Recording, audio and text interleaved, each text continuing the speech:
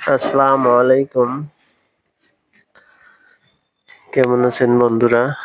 আশা করি সবাই ভালো আছেন। নিয়ে আসলাম 40 কেজি ডিজিটাল স্কেল ওজন মাপার মেশিন। কিভাবে সার্কিট পরিবর্তন করবেন? 26 পিনের সার্কিট। এটা কমন সার্কিট বলে।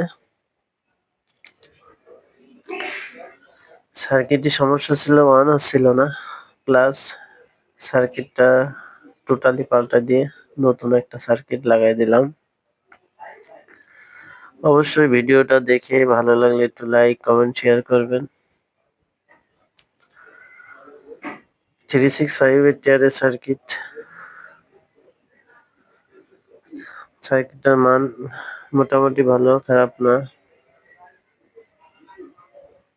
এই লোড সেলে সমস্যা আছে কিনা তারগুলো লাগাই জয়েন্ট দিয়ে দেখবো যে লোড সেল ঠিক আছে কিনা।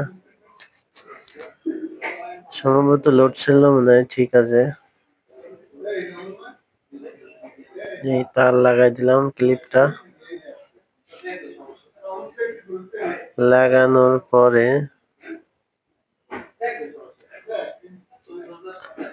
চালু করলাম। চালু করার সাথে সাথে মেশিনটা ঠিক আছে, ওজনও দাঁড়ায় আছে, ওজন নড়াচড়া করে না। তারপরে ক্যালিব্রেশন দিতে হবে যে ওজন ঠিক আছে কিনা। যে কোনো সার্কিট লাগানোর সাথে সাথে ক্যালিব্রেশন দিতে হয়। যদি ক্যালিব্রেশন দেন অবশ্যই ওজন ঠিক হয়ে যাবে, আর না হলে ওজন ঠিক হবে না। ওজনে কম বেশি থেকেই যায় সব সময়। সেক্ষেত্রে অবশ্যই সতর্ক হবেন যে ক্যালিব্রেশন দেওয়ার।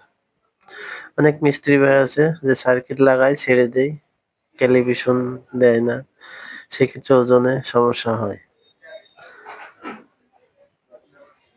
কারণ অনেকেই বোঝে না যে এইভাবে মাপলে ওজনে সমস্যা হচ্ছে বা কম যাচ্ছে বা বেশি যাচ্ছে। কিছুদিন পরে সেটা বুঝতে পারে। অবশ্যই যে কোনো জিনিস লাগানোর সাথে সাথে সার্কিট বা লোড সেল ক্যালিব্রেশন দেবেন, তাহলে মেশিন গুলো ওজন অ্যাকুরেট দেবে সবসময়। আর সবসময় চেষ্টা করবেন যে 10 কেজি দিয়ে ক্যালিব্রেশন করা।